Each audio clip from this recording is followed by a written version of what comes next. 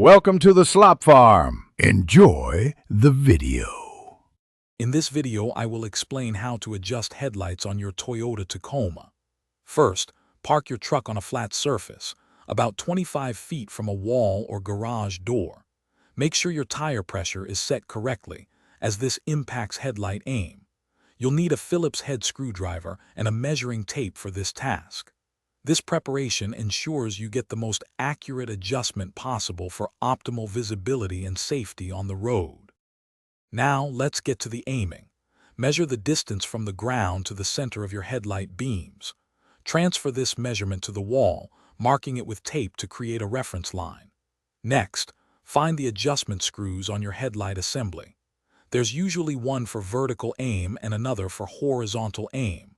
These are typically accessible from the top or rear of the headlight unit, making the process straightforward. With your reference marks in place, turn on your low beams. Use your Phillips head screwdriver to turn the vertical adjustment screw.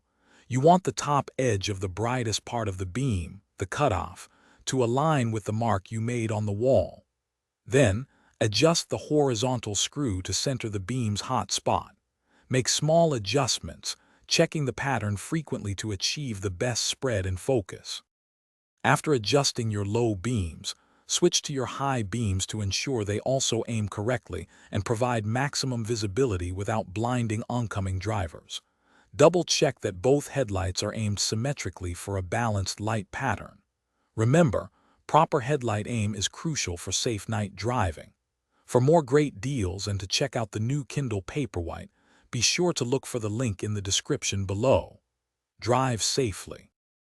Thanks for watching. Consider subscribing if we helped you today.